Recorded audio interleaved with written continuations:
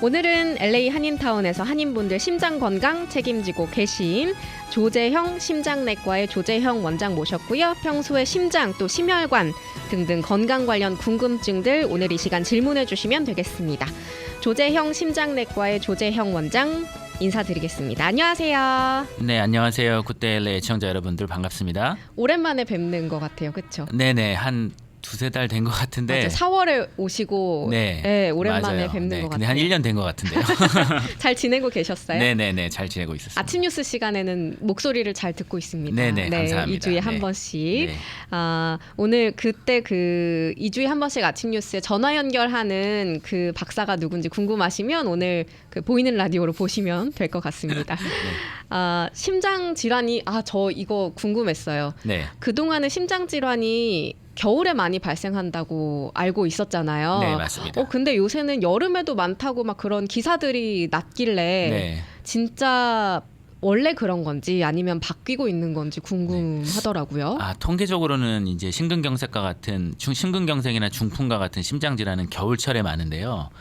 최근에 많은 건 아마 좀 날씨가 더워져서 그런 게 아닌가 생각이 되는데 일단 통계적으로는 겨울에 많은 걸로 되어 있습니다. 네. 더워지면 심장 건강에 영향을 주기도 해요. 너무 더워지면. 그렇죠. 아무래도 이제 뭐 땀도 많이 흘리시고 힘들고 지치다 보면 심장에 무리가 갈 수 있어도 그런 게 아닌가 생각돼서 요즘에 날씨 굉장히 더운데요. 네. 그 날씨가 너무 더울 때는 좀 이렇게 집안이나 그늘에서 좀 쉬시고 수분 섭취 충분히 하시는 게 좋을 것 같아요. 오늘 그 심장질환 오늘의 주제를 가지고 나오셨는데 그거 시작하기 전에 질문부터 하나 해도 돼요? 네네네.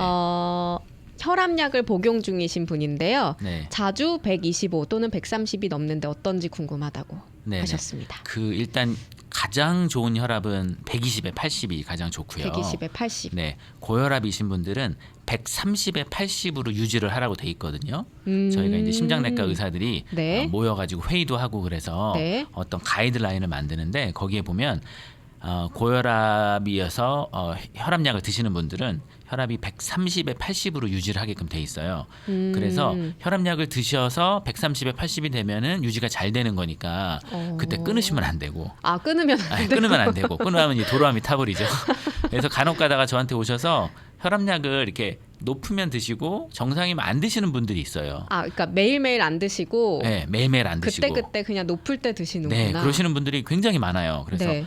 140에 90이면 드시고 120에 80이면 안 드시고 다음 날 또 140에 90이면 드시고 이러신 분들이 있는데 혈압약은 그렇게 드시는 건 아니고요. 그 효과가 없어요? 아니 이제 혈압약을 드셔서 혈압이 내려가면 좋은데 혈압약을 안 드시면 다시 올라가거든요. 네네. 그러니까 혈압약은 먹었다 안 먹었다 하는 게 아니라 한 번 먹어서 혈압약이 좋아지면 계속 드셔야 혈압약이 좋은 채로 계속 유지가 되기 때문에 매일매일 드시는 게 원칙이에요. 네. 125에 130이면 그러면 괜찮은 정상인 거죠. 네. 수준인데 혈압약 복용 중인 거 끊지는 말라고. 끊지는 않고 계속 드셔야지 되고 아마 끊으시면 다시 올라갈 거예요. 네네. 참고로 이제 저도 고혈압 환자라 저도 혈압약을 먹고 있는데 궁금하잖아요. 아무리 의사지만 이제 어떻게 되나 해서 혈압약을 끊어보면 네. 하루 이틀은 괜찮아요. 왜냐면 몸에 남아있기 때문에 한 3일 4일 되면 다시 혈압이 올라가더라고요. 그래서 먹으면 다시 결국 좋아지고. 먹어야 되는구나. 그죠. 그래서 혈압약은 원칙적으로는 매일매일 드시는 게 원칙이고 간혹 가다가 혈압이 너무 떨어지시는 경우 있어요. 뭐 네. 95에 70 뭐 105에 40 뭐 그러시는 분들은 그날만 혈압약을 드시지 말고 네. 다음 날 또 혈압을 재서 정상이시면 또 드시는 걸로 이런 식으로 해야 되고 오히려 너무 떨어지지 않는지를 봐야 그렇죠, 되는구나. 그렇죠. 근데 혈압이 높거나 정상이면 계속 드셔야 되고 혈압이 낮을 때는 그때는 스킵을 하실 수 있는데 혈압이 정상이시면 계속 드셔야 되죠. 그렇구나. 네. 이거 진짜 맞는 말인지 던지네스님께서 네. 혈압약을 자주 빼먹으셨대요. 네. 좌심실이 더 커졌다고 이럴 수가 있어요? 그 아니면 좌심실이 커졌다기보다 좌심실의 그 두께가 두꺼워지거든요. 저희가 이제 좌심실 비대증이라 그래서 네. 혈압이 있으신 분들은 네. 좌심실의 사이즈는 물론 이제 아주 오래되면 커질 수는 있는데 대부분 사이즈는 정상이고 좌심실의 벽이 두꺼워져요. 그래서 혈압약을 빼먹고 혈압 컨트롤이 잘 안 되면 좌심실이 두꺼워져서 그거는 건강에 안 좋은 걸로 돼 있어요. 네.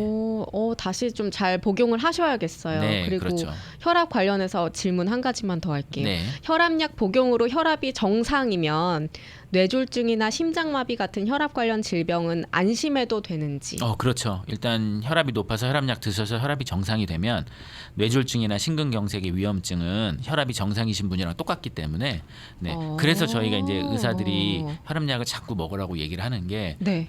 고혈압은 사일런트 킬러기 때문에 혈압이 하루 이틀 높은 거는 전혀 문제가 없거든요. 네네. 네, 5년 10년 후에 이제 고혈압에 의한 그 중풍, 심근경색 등을 예방하기 위해서는 혈압약을 꼭 드셔야 되기 때문에 혈압만 정상이 되시면 그 고혈압에 의한 그 중풍, 심근경색은 혈압이 정상이신 분과 위험도가 같게 되겠습니다. 그래. 근데 이렇게 혈압약을 드시는 분들은 네. 몰라요. 제 주변만 그런지 모르겠는데 네. 자꾸 끊고 싶어 하시더라고요. 저도 끊고 싶은 마음이 굴뚝 왜 같은데 그럴까요? 이제 아무래도 혈압약을 매일매일 먹기가 귀찮고 또 이제 고혈압은 보통은 20, 30대 때 진단이 많이 되시거든요. 젊을 때부터. 생각보다 젊을 때 네, 젊을 나오네요. 때부터 진단이 되는 경우 굉장히 많고 물론 이제 나이가 드셔서 50대, 60대도 진단이 되는 경우도 많은데 뭐 한 30대 진단되신 경우 같은 경우는 80세까지 산다 그러고 50년 동안 혈압약을 드셔야 되니까 그렇게 생각하면 좀 지루하구나. 네, 지루하고 빼먹고 귀찮고 또 뭐 리필도 안 되고 주치의한테 연락하거나 그러면 리필도 잘 안 되고 약국에 가면 뭐 코페이도 많고 그러면 이제 귀찮으니까 자꾸 끊으려 그러시는데 네. 제가 보기에는 이제 혈압을 컨트롤하는 것만큼 좋은 건강관리법은 없는 것 같아요. 가장 많고 미국 인구의 50%가 고혈압을 앓고 있으니까 절반이면 진짜 저희 2명 중에 지금 선생님이 그죠. 제가 드시고 고혈압이니까 계시니까 50% 되는 된 거죠. 거네요. 네. 그리고 간혹가다 환자분들이 이게 이제 제약회사에서 이제 약을 많이 팔려고 이렇게 우리를 호도한다. 맞아요. 네. 그런 소리도 들어봤어요. 그런 얘기 너무 많은데 그건 아닌 것 같아요. 왜냐하면 네. 이제 미국에 계신 모든 의사분들이 다 이렇게 혈압약을 드시라고 하는데 그럼 저희는 제약회사도 아니고 저희는 환자분들을 생각해서 그러는 건데 제약회사가 돈을 벌려고 그러는 건 아니고요. 여러 가지 연구에 의해서 혈압이 높으신 분들이 혈압이 낮으신 분들보다 사망률이 높기 때문에 그거를 방지해서 이제 환자분들의 수명을 늘려주는 게 저희 의무이기 때문에 네, 그런 의미에서 저희가 혈압약을 드시라는 거지 제약회사의 어떤 뭐 컨스피러시 뭐 어떤 그런 꾀임에 의해서 의사들이 다 속아 넘어가서 네, 혈압약을 먹으라 그러는 건 절대 아니니까 그렇게 생각하지 마시고 건강을 위해서 혈압을 정상으로 하시는 게 제일 좋기 때문에 꼭 혈압약 잘 드시기 바랍니다. 끊지 마시고 네. 쭉 드시고 의사 선생님들이랑 상담하는 거 너무 추천한다고 우리 청취자분들이 네. 당뇨나 콜레스테롤도 영향을 끼칠 수 있다고 생각을 하신다고 이렇게 하시고 네. 종종 혈압약 복용 중인데도 뇌졸중으로 쓰러진 사람들은 그러면 다른 요인과 겹쳐서 그러는 걸까요? 그렇죠. 이제 뇌졸중의 원인이 고혈압만 있는 건 아니니까는요. 이제 나이 드신 분도 뇌졸중 많고 네. 고혈압 또 당뇨 콜레스테롤 같은 만성 질환이 있기 때문에 물론 세 가지가 다 컨트롤이 되면 좋지만 고혈압은 잘 컨트롤이 돼도 또 당뇨가 컨트롤이 안 되시는 그렇죠. 분도 있고 또 콜레스테롤 약을 안 드시는 분도 있고 또 워낙 유전적으로 이런 중풍에 취약한 분들도 계시기 때문에 여러 가지를 다 컨트롤해야 되는 예, 그런 상황이 되는 거겠죠. 복잡한 것 같아요. 건강은 뭐 하나 잘 지킨다고 그렇죠. 다 되는 게 아니라 네네. 이게 좀 안 좋으면 뭐 영향이 있고 막 다 연결이 되는 것 같아요. 그렇죠. 네. 그리고 이분은 심장이 자주 저릿저릿한데 몇 년 전에 상담 예약만 하고 내원은 못했었다고. 그러니까 네. 상담을 진짜 해보진 않으셨나 봐요. 네네네. 혈압은 정상인데 네. 자주 저릿저릿. 자주니까 꽤나 네, 한번 빈번하게 검사를 하시는 것 같아요. 받아보셔야 될 것 같고요. 네. 예전에는 이제 심장이 안 좋으시면 그때 의사들을 보고 이제 진단을 하고 치료를 했는데 요즘에는 예방의학 쪽으로 많이 관심이 옮겨가고 있어요. 그러니까 심장이 나빠지시기 전에 미리미리 검사를 하셔서 미리미리 예방을 하는 게 훨씬 중요하니까. 예방이 돼요? 그렇죠. 심장 그래요? 질환도 예방이 되죠. 이제 고혈압이 있으신 분들은 빨리 약을 먹어서 고혈압이 심근경색이나 심부전으로 가는 걸 막고 당뇨가 있으신 분들도 조기에 진단을 해서 약을 먹고 식이 조절을 하고 운동을 하고 살을 빼시면 당뇨가 진행되는 걸 막고 그런 게 여러 가지가 다 이제 예방의학 관점으로 가기 때문에 네.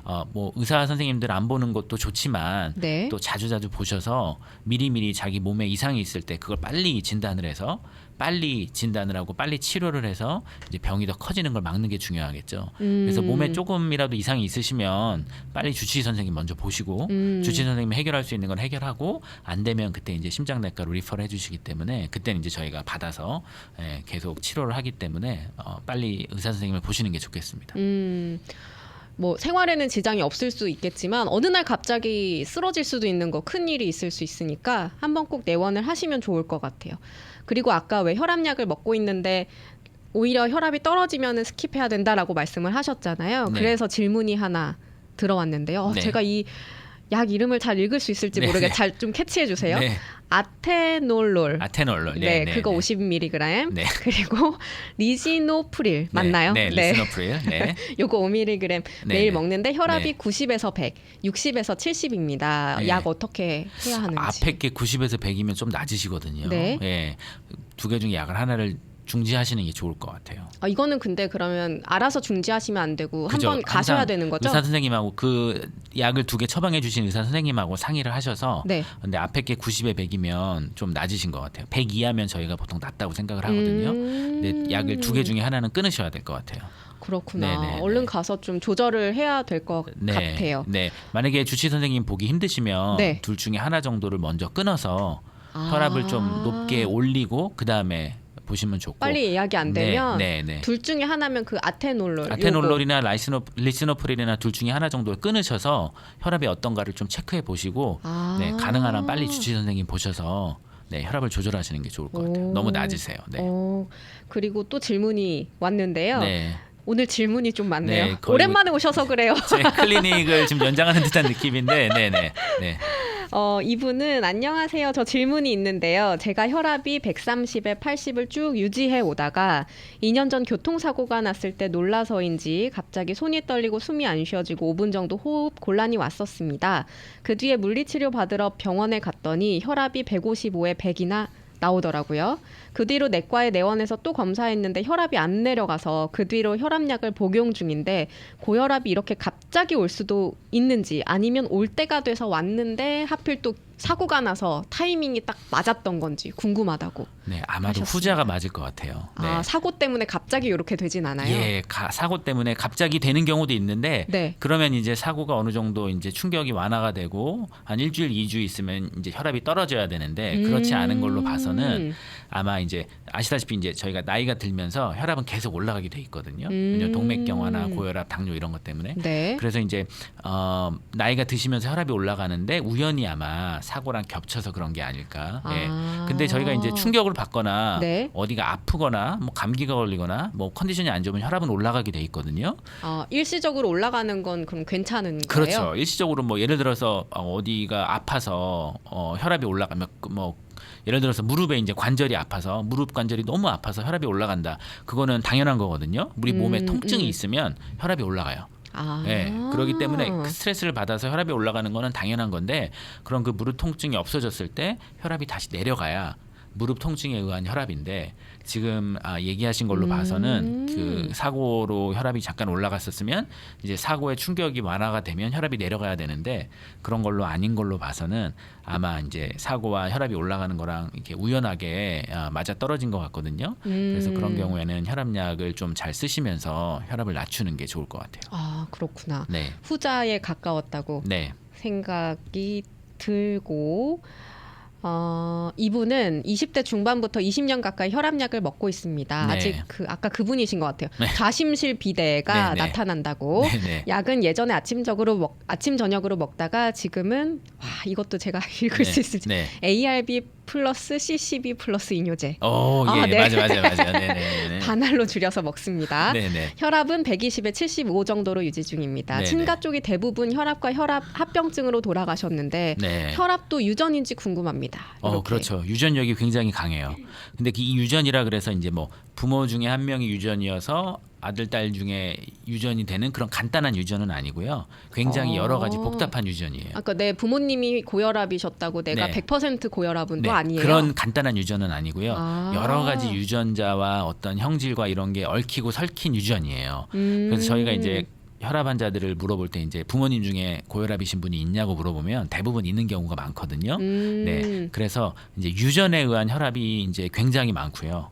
그래서 그러신 분들은 좀 미리미리 혈압을 체크하셔서 약을 드시면 좋고, 아까 말씀드린 약은 ARB, CCB, 그다음에 이뇨제 이렇게 세 개가 섞여져 있는 거를 요즘에는 이제 약을 세 개를 써야 되는데 세 가지를 따로 먹으라 그러면은 이제 복잡하잖아요. 먹기 싫죠. 그래서 네. 세 가지 그런 성분을 묶어서 약 하나로 나와요. 오. 네, 두 가지를 묶기도 하고 세 가지를 묶기도 해서 네. 그 묶어진 걸 아마 하나 드시는 것 같은데, 네, 그런 약은 이제 이게 하나씩 드시면 혈압 잘 조절되시는 것 같아서, 네네. 유전력이 있는데 이렇게 간단한 유전은 아니고요. 굉장히 그렇구나. 복잡한 유전력이 있는 것 같아요. 약 잘 드시고 꾸준하게 이제 상담 받으시고 네, 이러면서 그러시면 유지하시면 좋겠죠. 네네. 그렇죠? 오늘 질문으로 거의 지금 20분 동안 네. 개인 상담을 좀 해봤는데 네네. 네. 오늘 그러면 아예 광고를 잠깐 듣고 와서 그럴까요? 오늘의 주제를 네네네네. 얘기를 해볼까요? 알겠습니다. 네. 오늘 지금 나와 계신 분 조재형 심장내과의 조재형 원장이고요. 광고 듣고 와서 심장 이야기 더 해보도록 하겠습니다. 오늘은 조재형 심장내과의 조재형 원장 모시고 심장 건강 이야기 듣고 있습니다. 오늘 질문들이 참 많았는데 마지막으로 한 개만 네네네. 그러세요. 더 할게. 네. 요거 재밌는 질문일 수도 네네, 있어요. 네. 저도 좀 궁금했어요. 기대가 되는데요. 고혈압이 있으면 네. 놀이기구 진짜 무서운 거 있잖아요. 그거 타면 혈압에 영향. 저도 놀이기구 진짜 못 타는데 네네네네. 뭐 이렇게 롤러코스터나 이런 거 타다가 심장마비 오거나 네, 네, 진짜 네. 어떻게 되는 거 아니야? 생각할 때가 있거든요. 궁금하셨나 봐요. 네. 일단은 롤러코스터를 1시간, 2시간 타는 게 아니고 네. 보통 한 1분 정도, 맞아, 2분 정도 짧긴 하죠. 짧게 하기 때문에 네. 제가 보기엔 괜찮으실 것 같은데. 막 너무 두근거리잖아요. 네네, 올라갈 맞아요, 때 맞아요. 그거 괜찮은 거예요. 맞아요. 일단 근데 혈압이 잘 컨트롤 되신 분들, 그러니까 고혈압이 있지만 네. 혈압약을 먹어서 혈압이 잘 컨트롤 됐다. 그러면 롤러코스터 타도 그렇게 혈압이 안 올라갈 것 같아요. 근데 간혹 가다가 고혈압이 있는데 혈압약을 안 드시는 분이 있어요. 네. 그러신 분은 일단 혈압이 높아요. 뭐 그쵸, 160, 그쵸. 170. 그러신 분들은 롤러코스터 하면 위험하겠죠. 왜냐하면 롤러코스터 하면 아무래도 긴장하고 맞아요. 그러니까 혈압이 더 올라가니까. 그러신 순간적으로 좀 이렇게 할 수 있겠다. 그렇죠. 그러신 분들은 피하는 게 좋죠. 그러니까 저희가 클리닉에서 이제 운동 부하 검사라 그래서 네. 이제 트레드밀 뛰는 걸 하는데 혈압이 이제 높으신 분들은 운동 부하 검사를 하면 당연히 혈압이 더 올라가요. 그렇기 때문에 굉장히 주의해서 저희가 운동 부하 검사를 하거든요. 마찬가지로 혈압이 높으신 분들은 이제 운동을 하시거나 뭐 롤러코스터를 타거나 아니면 정신적으로 뭐 흥분을 하거나 그러면은 네. 누구랑 싸우거나 네, 그럼 네, 네, 혈압이 네. 올라가실 수가 있어요. 그래서 그런 분들은 조심하셔야 될 것 같아요. 네. 고혈압 있고 그 약 안 드시면 그죠. 그러면 조심하셔야 돼요. 식스플래그는 좀 조심하셔야 될 것 식스플래그는 같아요. 가시면 안 될 것 같아요. 네.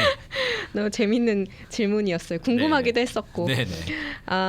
오늘의 주제를 드디어 네네네. 들어가 보겠습니다. 네네. 어떤 이야기를 해볼까요? 네, 롤러코스터에 비해서 좀 따분한 얘기인 것 같은데 갑자기 이렇게 쑥 네, 쑥 다운이 내려가는데, 될까요? 저번에 제가 왔을 때 이제 부정맥에 대해서 얘기를 했는데 네. 오늘은 부정맥 중에 한 가지인 심방세동에 대해서 네, 얘기를 해볼까 하는데요. 심방세동. 예. 요거는 정의가 어떻게 돼요? 이게 우리 그 의학 용어들이 한자에서 온 게 많아서 굉장히 이게 이해하기도 힘들고, 그런데 이제 심방세동이라 그래서 이제 제가 전에 얘기 드렸다시피 부정맥에는 종류가 20가지가 넘거든요. 그래서 환자분들이 이제 나 부정맥 있어요 그러면은 저는 굉장히 당황스러운데 이제 20가지 중에 어떤 건지를 제가 파악을 해야 되기 때문에 막 많이 물어봐야 돼요. 네. 네. 근데 그 중에 이제 가장 많은 건 것 같아요. 이제 시니어들 부정맥 분들. 중에서 심방세동이 제일 많아요? 네, 제가 보기에 시니어 분들 중에서 부정맥 중에서 거의 가장 많은 것 중에 손으로 꼽는 게 심방세동. 그리고 어떤 그 시니어 분들은 그냥 부정맥이라고 알고 계세요. 심방세동 자체를. 네, 심방세동 자체. 왜냐하면 심방세동이라는 말이 굉장히 힘들어요. 이게 입에도 잘 안 붙고 심방세동. 이게 뭔가 잘 안 와닿는데 부정맥 그러면 좀 쉬우니까. 네네. 그래서 부정맥이라고 알고 계시는 분들도 많고 또 의사 선생님들도 설명을 할 때 심방세동이라 그러면은 너무 어려우니까 그냥 부정맥이 있으세요 이렇게 알고 그냥 환자분들도 그렇게 받아들이시는 분이 많은데, 그냥 부정맥이라고 하면 좀 부정확한 용어이기 때문에 심방세동이라는 용어로 좀 네. 기억을 하셔야 되고요. 굉장히 많고요. 오. 일단 이 정의는 이제 심장은 4개의 그 체인버로 방이. 되어 있는데 네. 위에 2개가 방이고 아래 2개가 실이에요. 그래서 이심방, 이심실 이렇게 네. 돼 있고 왼쪽, 오른쪽, 그러니까 좌심방, 좌심실, 우심방, 우심실 이렇게 돼 있거든요. 네. 그래서 요 심방세동은 일단 부정맥이 심방에서 오는 거고, 어. 그다음에 이제 세동이라는 부정맥이 방식이 있는데 이 세자는 이제 미세하게 하는 그 세자고요. 네. 동은 이제 떨고 있다는 거예요. 그래서 세동이라는 거는 미세하게 떨고 있다 이러는 거거든요. 그래서 영어로는 이제 주로 AFib이라 그러는데 풀 네임은 atrial fibrillation. 그래서 atrium이는 심방이라는 거고 fibrillation은 이제 세동이라는 거예요. 그래서 fibrillation이라는 게 뭐냐면 이렇게 떨고 있다는 거예요. 그럼 심장이 평소에 계속 이렇게 떨고 있는 그죠. 거예요? 그죠. 심장은 규칙적으로 수축을 해야 돼요. 이렇게 그쵸. 수축을 해야 되는데 분당 60회에서 100회로 수축을 해야 되는데 수축을 안 하고 이렇게 떨고 있어요. 네. 그게 심방세동의 가장 큰 특징이고요. 위험하다. 네, 그래서 이 심방세동이 있으면은 안 좋은 게 크게 두 가지가 있는데 네. 첫째는 이제 심방이 이렇게 떨고 있다 보니까 심실이 이제 심방이 형이라고 생각하시면 되고 심실은 아우라고 생각하면 돼요. 그러니까 형이 아우 손을 잡고 이렇게 잘 끌어줘야 되는데 이제 형이 제 역할을 잘 못하고 떨고 있으니까 네. 아우가 자기 멋대로 막 뛰는 거예요. 네. 그리고 아우가 이제 가끔가다 자기 멋대로 뛰다가 너무 빨리 뛸 때가 있어요. 네. 그래서 심장이 빨리 뛰시는 분들이 굉장히 많거든요. 오. 그래서 심장이 빨리 뛰게 되면 가슴이 두근거리는 증상이 있어요. 그래서 가슴이 두근거리는 증상이 많으세요. 그래서 그런 증상이 하나 있고 네. 또 하나는 이제 이 심방이 떨고 있기 때문에 그 안에 이제 혈전이 생겨요. 그러면 그 혈전이 머리로 가서 중풍, 뇌졸중이 오는 거죠. 네, 그래서 이 심방세동이 뇌종증을 일으키는 큰 원인 중에 하나예요. 그렇구나. 예, 그래서 심방세동을 생각할 때는 딱 두 가지만 생각하시면 돼요. 네. 하나는 가슴이 두근두근거리고, 네. 둘째는 중풍. 네, 아. 그 두 가지만 저희가 잘 컨트롤하면 네. 심방세동은 제가 흔히 얘기하기로는 환자분들한테 이제 양성 부정맥이라고 하거든요. 그러니까 악성은 아니에요. 네, 저희가 이제 종양 중에 악성 종양은 이제 그쵸. 목숨을 잃어버리는 네. 거고 양성 종양은 있어도 그만 없어도 그만 이런 거니까 그래서 이 부정맥도 악성 부정맥이 있고 양성 부정맥이 있는데 악성 부정맥은 이제 환자들이 돌아가실 수 있고 쓰러질 수도 있는 그러나 이 심방세동은 악성은 아니고 양성이기 때문에 그냥 가슴이 두근거리거나 중풍이 올 수 있는 그런 거기 때문에 목숨을 잃는 부정맥은 아니다 이렇게 얘기를 드리거든요. 그럼 잘 관리만 하면은 괜찮은 거겠네요. 그렇죠. 관리만 잘하면 그냥 정상 맥박이신 분과 똑같이 네. 오랫동안 건강하게 사실 수 있으니까 빨리 진단을 받으시고 빨리 주치의 선생님, 심장내과 선생님을 보셔서 빨리 컨트롤을 하면 네, 거의 부정맥이 없는 것과 같은 그런 건강한 생활을 영위하실 수 있을 거예요. 그나마 그래도 지금까지 들었던 심장 질환 중에 가장 다행인 네, 질병인 맞아요. 것 같아요. 그렇죠? 맞아요. 네.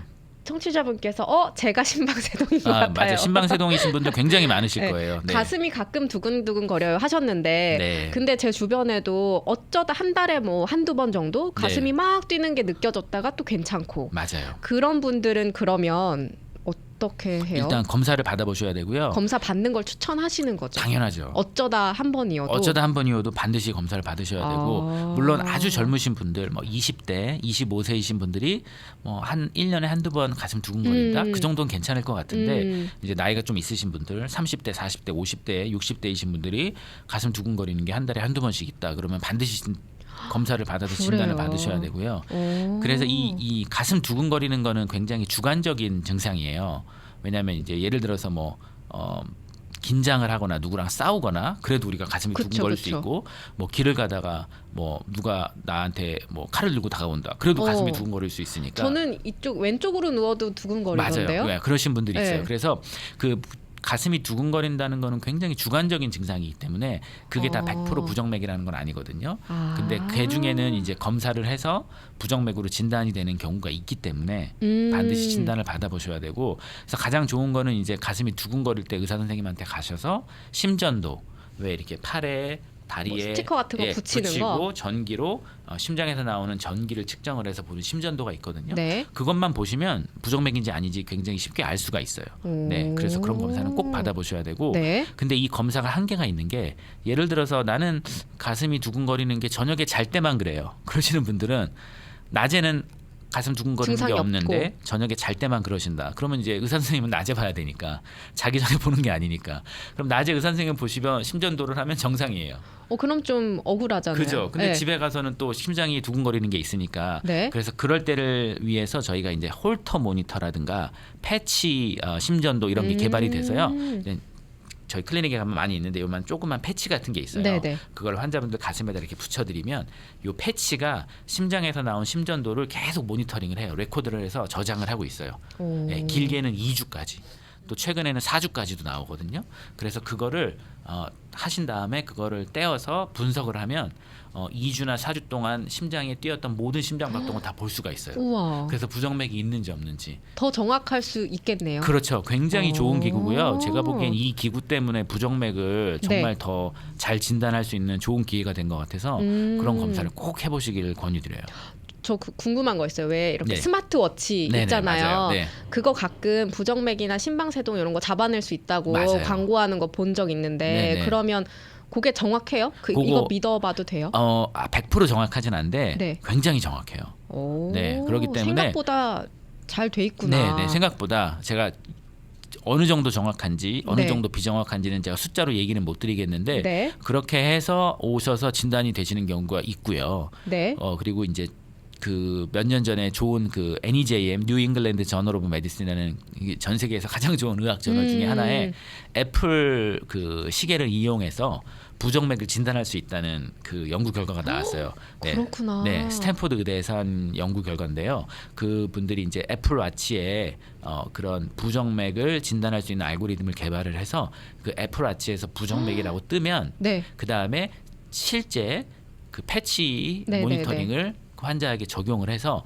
애플워치로 부정맥이라고 나온 사람들 중에 진짜 부정맥은 몇 프로였나 해봤더니 제가 정확한 숫자는 모르겠는데 실제로 꽤 많은 사람들에게서 부정맥이 진단이 됐거든요. 그러니까 어떻게 보면 스크리닝 검사죠. 미리 한번 유용하구나. 스크리닝 할 수 있는.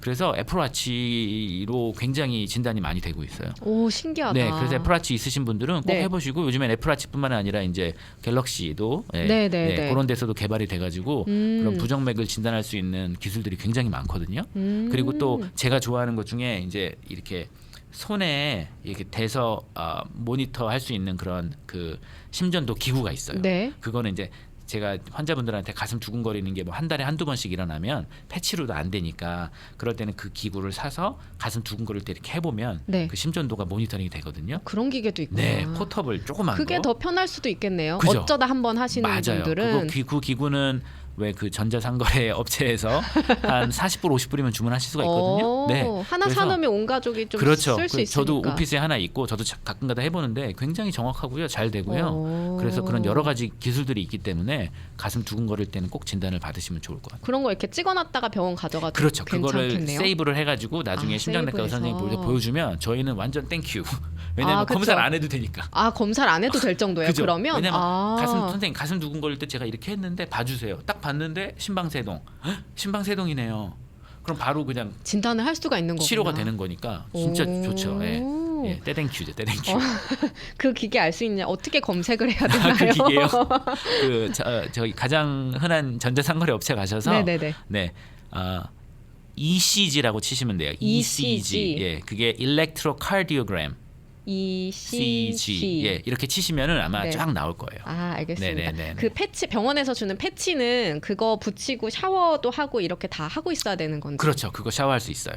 네네. 궁금하셨다고 네네네. 하셨습니다. 네. 심방세동 이야기를 나오고 있는데 네. 그러면 심방세동 있는 분들은 어떤 다른 질병으로 이어지거나 아니면 동반이 되는 질환이 있는지. 네, 그렇죠. 이제 심방세동이 이제 시니어 분들한테서 굉장히 많은데요. 원인을 100% 저희가 밝혀내지 못했고요. 그래도 가장 흔한 원인을 꼽으라면 이제 고혈압. 고혈압 있는 분들은 심방세동이 올 확률이 그렇죠. 높구나. 네, 혈압이 그 중에 이제 컨트롤이 안 되신 고혈압을 갖고 계신 분들은 심방세동 올 확률이 높고요. 또 이제 가장 연관이 많다고 알려진 게 술, 알코올. 술이 네. 뭐 모든 거에 술은 좋지 않겠지만 술이 술이 심방세동이랑 부정맥을 유발시킨다는 연구 결과가 굉장히 많고요. 조금씩 하루에 매일 드시는 것보다도 이제 저희가 과음, 영어로는 빈지 드링킹이라 그러죠. 그래서 뭐 전날에 소주를 2병을 마시고 잤더니 그 다음날 심방세동이 왔다. 이런 경우 굉장히 많거든요. 그래서 알코올을 많이 드셨을 때 그때 심장에 무리가 가서 심방세동이 있는 경우가 굉장히 많아요. 근데 가끔 왜 와인 한 잔은 뭐 심혈관 질환에 도움을 준다 이런 것도 있잖아요. 네네네. 근데 그러면 부정맥이나 특히 심방세동 있는 분들은 그런 와인 한 잔도 조심해야 되는 거예요? 그죠. 부정맥 심방세동이 있으신 분들은 네. 와인 드시는 것도 좀 조심하셔야 될 것 같아요. 네. 어. 만약에 절제를 잘 하셔서 네. 일주일에 한두 번 와인 한두 잔 드신다. 그러면 그건 괜찮은데 음. 보통 와인을 좋아하시는 분들이 한두 잔으로 안 끝나죠. 그렇게 드시지 않고 하루에 뭐 반병 드시거나 이렇게 많이 드시기 때문에 어. 네, 그렇게 되면 과음으로 이어질 수 있기 때문에 이제 심방세동 있으신 분들은 조금 절주를 하시는 게 좋을 것 같아요. 그러면 심방세동 진단을 받았어요. 네. 그러면 고혈압처럼 평생 약을 먹어야 되는 거예요? 아니면 그렇죠. 치료 방법들이 다양한지 궁금해요. 네네네. 치료 방법에는 일단 여러 가지가 있는데요. 일단은 크게 나누면은 약물 치료가 있고 네. 그다음에 시술 치료가 있어요. 시술도 해요? 예, 시술도 할 수 있어요. 그래서 약으로 치료할 수 있는 분들은 약으로 치료를 저희가 하고 약으로 치료가 안 되는 분들은 시술을 하고 있어요. 그거는 그거는 이제- 심장이 떨리는 건데 네. 시술로는 그 떨리는 걸 잡아줄 수 있는 시술이 있는 거예요? 그렇죠. 그 심장은요. 전기 회로예요. 전기 회로가 이제 잘 작동을 하면서 우리가 이제 분당 60회에서 10회 정도를 뛰는 건데 이 심방세동이라는 건요. 심방에 있는 전기 회로가 얽히고 설켜 있어서 그래요. 심장에 있는 전기 회로가 잘 이렇게 나란히 이렇게 가야 되는데 심장에 있는 전기 회로가 너무 복잡하게 얽히고 설켜서 꼬여 있는 거거든요. 그래서 그런 경우에는 이제 자극 도자 절제술이라 그러더라고요. 한국말이 너무 힘든데 제가 그래 오기 전에 찾아봤는데 전극 도자 절제술이라고 저는 무슨 말인지 하나도 모르겠어요. 예, 이 심방세동 시술이 있어요. 네. 그래서 수술은 아니고요. 가슴을 열어서 하는 그런 개흉술은 아니고 사타구니에 있는 저희 큰 혈관이 있거든요. 네. 거기에 바늘을 찔러서 이제 카테터를 넣어서 심장으로 가서 그 심방세동이 일으키는 그 부위가 있어요. 그 부위를 전기 자극으로 좀 없애주면 예, 어떤 분들 같은 경우에는 뭐 심방세동이 거의 없어질 정도로 네 그렇게 치료 효과가 좋은 분도 있고 근데 단 이 시술이 100% 완치는 아니거든요. 어떤 분들은 100% 완치가 되지만 네네. 어떤 분들은 또 2, 3년 후에 재발하고 아, 시술하고도 다시 발생하는 경우가 그렇죠. 있어요. 그래서 성공률은 굉장히 다양한데 40%에서 한 80% 사이라고 생각을 하시면 돼요. 네. 갭이 좀 크네요. 네, 갭이 좀 크죠. 그래서 40%에서 80%는 상대적으로 건강하고 젊으시고 심방세동이 있으신 지 얼마 안 되시는 분, 뭐 생긴 지 한 5개월밖에 안 됐다. 심방세동이 자주 나타나지도 않고 그러신 분들은 치료 효과 성공률이 높을 거고 어떤 분들은 나 80세신데 심방세동이 20년 있었다. 그러면 그런 분들은 이제 성공률이 낮을 거고 그래서 개개인에 따라서 여러 가지 요인에 따라서 네, 성공률이 굉장히 달라요. 그리고 또 심방세동에는 크게 두 가지가 있는데요. 하나는 발작성 심방세동이라 그래서 정상이다가 심방세동이다가 정상이다 심방세동이다 왔다 갔다 하시는 분들이 있어요. 그게 더 안 좋아요? 그게 아니면 조금 더 낫죠. 그게 더 네, 나은 그게 거예요? 낫고 어떤 분들은 지속성 심방세동이라 그래서 이런 분들은 그냥 계속 심방세동이세요. 아. 네, 그러니까 이런 분들은 어떤 의사를 보건 심전도를 하면 다 심방세동이 나오고 발작성 심방세동 같은 경우에는 의사들을 볼 때마다 어떨 때는 정상 어떨 때는 심방세동 그렇게 왔다 갔다 하기 때문에 발작성 심방세동인 경우가 아무래도 시술 성공률이 더 높고요. 지속성 심방세동인 경우는 계속 심방세동이 있었기 때문에 이 심방세동은 유지가 되면 유지가 될수록 계속 악화가 돼요. 그렇기 때문에 초반에 빨리 진단을 하셔서 정상으로 돌리면 심방세동이 오는 걸 또 예방을 할 수가 있죠. 그러면 약물 치료를 하냐 시술을 할 거냐는 증상에 따라서 다른 거예요? 그죠. 그래서 약물 치료를 할 거냐 시술을 할 거냐는 일단 증상이 만약에 뭐 1년에 한 번 정도 나타났다. 그런 분들은 그냥 약물 치료를 하시면 좋고 근데 증상이 뭐 하루에 뭐 5번 6번씩 나타난다. 약물 치료 그러니까 1차는 약물 치료거든요. 일단 약을 먹어보고 예, 약물을 써서 컨트롤이 잘 되면 시술을 안 하셔도 되는데 약물을 썼는데도 계속 심장이 두근거리고 활동을 못 하겠다. 그러면 그때 이제 저희가 시술을 생각을 해볼 수 있는 거죠. 네. 그 심방세동 있는 분들은 고혈압처럼 약을 평생 먹어야 돼요? 그죠. 한번 심방세동이 있으시면 그 심방세동을 컨트롤하기 위해서 약을 잘 드셔야 돼요. 네. 간혹 심방세동이 오셨다가 다시 안 오시는 경우도 있거든요. 그런데 그런 경우는 굉장히 드물고 일단은 인간의 몸은 노화의 이제 연속이니까 아무래도 이제 심장도 노화를 하다 보면 심방세동이 온 게 이제 없어지기보다는 계속 유지가 되겠죠. 네. 근데 심방세동은 태어나면서부터 그렇다기보다 노화가 진행되면서 생기는 게 더 많은가요? 그렇죠. 심방세동은 일단 심장 노화의 현상이고요. 네, 그래서 주로 발생하시는 나이대는 네. 한 50대 60대 정도로 생각하시면 될 것 같아요. 그래서 50대 20, 30대는 심방세동은 거의 못 본 것 같고요. 오. 간혹가다 40대 있으신 경우도 있는데 대부분은 50, 60, 70, 80 시니어 분들이 굉장히 많으시고요. 근데 진단이 안 되는 경우가 굉장히 많아요. 왜냐하면 발작성 심방세동 같은 경우는 정상이다가 하루에 한두 번만 뭐 1, 2분씩 가슴이 두근거리는데 네네. 그럼 의사 선생님을 보러 갔을 때는 이제 대부분 정상이니까 그렇겠죠. 네, 의사 선생님은 가슴 두근거리세요? 그러면 두근거리는데 심전도 해보면 정상이면 괜찮으세요? 이렇게 말하는 경우가 많은데 본인이 만약에 가슴 두근거리는 게 많이 심하면 꼭 심장내과 의사 선생님을 보셔서 이제 그 패치 심전도 기계를 하시고 또 그거 말고 그걸로도 진단이 안 되면 그 USB 같은 조그만 펜을 피하에 이식을 해서 3년 동안 네, 심박동을 모니터하는 기구가 있거든요. 네, 이거는 왜 개발이 됐냐면 어떤 분들은 1년에 한 번씩 가슴이 두근거리시는 분들이 있어요. 근데 그렇게 만약에 진짜 1년에 한 번이 맞다면 네. 그것도 치료를 해야 되는 걸까요? 그렇죠. 1년에 한 아, 번이라도 그래요? 치료를 해야 되죠. 네. 더 잦아질 때까지 기다리는 건 안 돼요? 일단 진단하는 게 중요한데 1년에 한 번씩 증상이 있어도 증상이 없는 경우도 있을 수 있거든요. 그럼 이게 과연 1년에 한 번씩 있는 건지 한 달에 한 번씩 있는데 1년에 한 번만 증상이 발현되는 건지 모르기 때문에 그럴 때도 이제 진단을 잘 하고 1년에 한 번 있더라도 그게 이제 더 잦아질 수가 있는데 그 잦아지는 거를 잘 캐치를 못하면 그 잦아진 부정맥이 나중에 중풍을 일으킬 수도 있기 때문에 네, 그렇기 때문에 일단 진단을 꼼꼼하게 잘 해서 심방세동이신 분들은 빨리 약을 드시는 게 좋겠죠. 오, 네. 마지막 질문인데 네. 원장님 병원은 토요일도 오픈을 하시는지 궁금하다고 하셨습니다. 토요일은 제가 쉬려고 하고 있어서요. 네. 제 아이들이랑 시간을 보내야 되기 때문에 네. 토요일은 클로즈를 하고요. 네. 네. 평일은 5시 반까지 하고 있습니다. 평일은 5시 반까지 네네. 하신다고 하셨습니다. 자, 오늘 심방세동에 대해서 마지막으로 이거 예방법이 있을지 아니면 노화가 진행되면 어쩔 수 없이 오는 것인지. 네네. 아무래도 예방법은 많이 있고요. 그래서 고혈압이 있으신 분들은 혈압 관리 굉장히 중요하고요.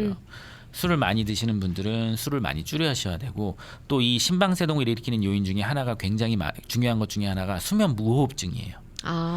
예전에는 수면 무호흡증이 이렇게 중요한지 몰랐는데 네. 저희가 연구를 하면 할수록 이 수면 무호흡증이 심방세동을 일으킨다는 연구 결과가 굉장히 많거든요. 오. 그래서 좀 이렇게 살이 있으신 분들 그리고 저녁에 잘 때 이제 코를 고시거나 네. 그러시는 분들은 반드시 수면 무호흡증을 치료를 하셔야 되고요. 실제로 이 수면 무호흡증을 빨리 진단을 해서 치료를 하면 심방세동이 굉장히 좋아진다고 돼 있어요. 알겠습니다. 그래서 수면 무호흡증을 빨리 진단을 받으시는 게 좋을 것 같아요. 알겠습니다. 오늘 네. 심장 관련 질문 다 너무 친절하게 설명해 주셔서 감사드리고요. 네. 조재형 심장내과의 조재형 원장이었습니다. 전화번호 213-908-6433입니다. 213-908-6434번입니다. 올림픽길 한남체인 건너편에 있는 거죠. 네, 조재형 맞습니다. 심장내과였습니다. 네. 오늘 같이 인사드리도록 할게요. 주말 즐겁게 보내시고요. 저는 다음 주 월요일에 뵙겠습니다. 안녕히 계세요. 감사합니다.